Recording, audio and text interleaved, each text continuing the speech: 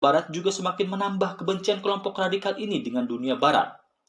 Munculnya kelompok teroris global seperti Al-Qaeda dan ISIS adalah akibat tidak langsung dari berbagai situasi ini.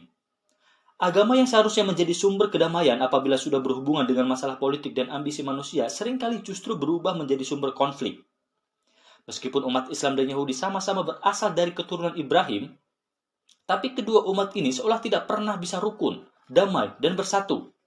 Kaum Yahudi menganggap Ismail bukanlah pewaris sah dari Ibrahim yang berhak menikmati perjanjian dengan Tuhan karena Ismail hanyalah anak dari hamba sahaya. Perempuan Ibrahim yang bernama Hagar. Sedang Ishak adalah anak perjanjian dari Sarah yang akan mewarisi janji-janji Tuhan kepada Abraham. Menurut kaum Yahudi, Ishaklah yang hampir dipersembahkan sebagai kurban kepada Tuhan, bukan Ismail.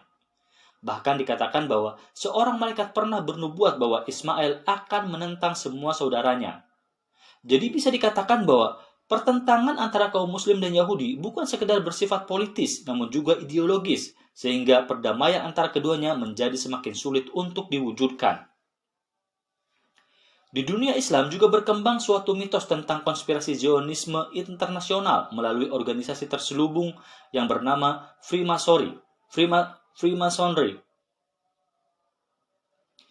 Freemasonry adalah topik yang paling menarik bagi para penggemar teori konspirasi murahan. Tapi sesungguhnya ini hanyalah mitos tanpa dasar yang berasal dari ketidaktahuan dan prasangka semata yang dibumbui dengan berbagai dongeng dan fantasi. Organisasi Freemasonry bukan merupakan organisasi agama dan tidak berdasarkan pada teologi apapun. Freemasonry adalah sebuah organisasi persaudaraan yang berdiri pada akhir abad ke-16 hingga awal abad ke-17 di Eropa. Tujuan utamanya adalah membangun persaudaraan dan pengertian bersama akan kebebasan berpikir dengan standar moral yang tinggi.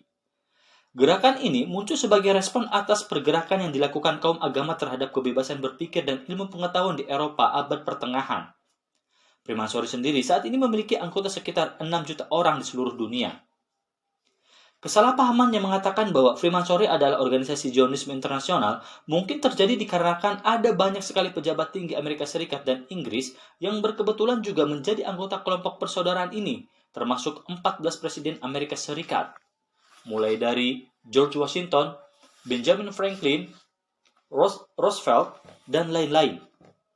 Dan para pejabat Inggris seperti Winston Churchill, Raja Edward VII, Raja George VI, dan lain-lain.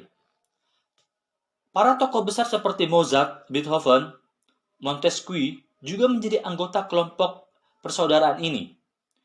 Di Indonesia, tokoh yang bergabung dengan persaudaraan ini antara lain Pangeran Aryo Suryodilogo, Raden Saleh, Paku Alam 5, Paku Alam 6, Paku Alam 7, Pangeran Adipati Aryo Noto Kusumo, Hamengkubuwono VIII, dan lain-lain. Yang sesungguhnya menjadi biang keladi Zionisme global adalah sebuah organisasi yang bernama AIPAC. AIPAC atau American Israel Public Affairs Committee merupakan lobby Zionis terpenting, paling kuat dan paling berpengaruh di Amerika Serikat. Komite ini mulai aktif pada tahun 1951 dan sejak awal ditujukan untuk mengupayakan undang-undang yang mendukung rezim Zionis Israel. AIPAC adalah induk dari seluruh lobi dan lembaga Zionis yang ada di Amerika Serikat. Tidak ada satupun politisi Amerika Serikat yang berani menentang organisasi ini, termasuk presiden sekalipun. Karena siapapun yang berani menentang organisasi ini, dipastikan karir politiknya akan segera habis karena dia akan diboikot oleh seluruh jaringan Yahudi di Amerika Serikat, baik melalui jalur media, ekonomi, politik, dan sebagainya. Bahkan, AIPAC juga bisa memengaruhi dan menentukan berbagai kebijakan luar negeri Amerika Serikat, terutama yang berhubungan dengan wilayah Timur Tengah. Berbagai konflik yang terjadi atas nama agama sepanjang sejarah juga telah membuat berkurangnya kepercayaan masyarakat modern terhadap legitimasi dan otoritas agama dalam menafsirkan kebenaran. Hal ini kemudian juga memicu tumbuhnya berbagai aliran New Age yang tidak percaya begitu saja dengan ajaran agama-agama mainstream dan lebih memilih untuk mencari kebenaran dari dalam dirinya sendiri dan mengikuti prinsip spiritual yang berlaku secara universal. Metafisika Yahudi. Nama Tuhan yang paling penting dan paling sering dipakai oleh dalam Alkitab Ibrani adalah Yahweh, atau dikenal dengan sebutan Tetragrammaton, 4 huruf nama Allah yaitu YHWH. Nama ini sangat takut diucapkan oleh orang Israel sehingga mereka hanya menggunakan kata Adonai atau Tuanku saat membaca tulisan YHWH atau Yahweh di kitab suci. Kaum Yahudi menggunakan kata YHWH sebagai nama sang ilahi untuk menyatakan rasa hormat dan takzim yang mendalam secara sungguh-sungguh kepada sang ilahi.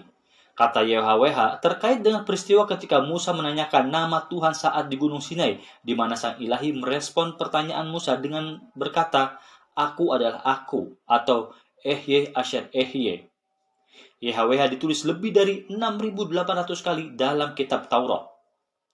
Selain Yahweh, nama lain dari Tuhan yang tidak begitu ditakuti oleh orang Ibrani untuk diucapkan antara lain adalah Adonai, Tuhanku atau Allah yang perkasa, El, Allah yang kuat, Elohim, Sang Pencipta yang Maha Kuasa, Elyon, Allah yang Maha Tinggi, Elohe Yisrael, Allah Israel, El Olam, Allah yang kekal, El Roi, Allah yang melihat, El Shaddai, Allah yang Maha Perkasa, dan masih banyak lagi nama yang lain. Adapun untuk hierarki malaikat dalam agama Yahudi ada 10 tingkatan seperti yang dijelaskan oleh Maimonides dalam kitabnya Yad HaShazaka, Yesoide HaTorah, dan versi Kabbalah seperti yang dijelaskan oleh Golden Dawn sebagai berikut. 1. Barisan Hayot HaKodesh dengan archangelnya yang bernama Metatron. 2. Barisan Ofanim dengan archangelnya yang bernama Razia. 3. Barisan Erelim dengan archangelnya yang bernama Chavkiel. 4. Barisan Hashmalim dengan archangelnya yang bernama Sadkiel. 5. Barisan Serapim yang dengan archangelnya yang bernama Hamail. 6. Barisan Malachim dengan arkangelnya yang bernama Rafael. 7. Barisan Elohim dengan arkangelnya yang bernama Haniel. 8. Barisan Bene Elohim dengan arkangelnya yang bernama Mikael. 9. Barisan Cherubim dengan arkangelnya yang bernama Gabriel. 10. Barisan Ishim dengan arkangelnya yang bernama Sandalphon.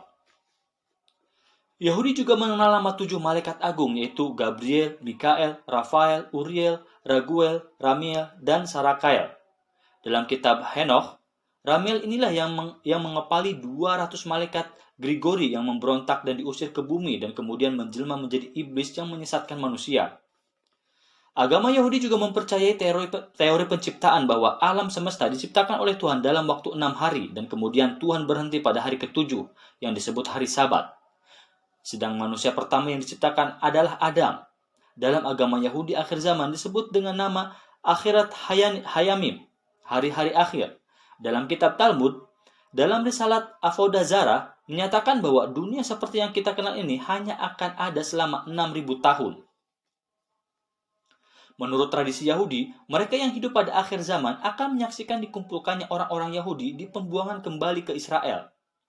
Dikalahkannya semua musuh Israel, pembangunan Kenisah, kebangkitan orang mati, Mesias Yahudi akan menjadi Raja Israel, Gog-Magog akan menyerang Israel, pertempuran hebat Harmagedon, Allah akan menyelamatkan orang-orang Yahudi, dan setelah tahun 6000, dalam kalender Yahudi, milenium ke-7 adalah masa kesucian, keterangan, kehidupan rohani, dan perdamaian di seluruh dunia yang disebut sebagai Olam Haba, di mana semua orang akan mengenal Allah secara langsung. Seluruh Israel akan memiliki bagian di dunia yang akan datang, dan kejadian-kejadian ini menciptakan suatu tatanan baru di saat Allah secara universal diakui sebagai penguasa atas seluruh ciptaannya.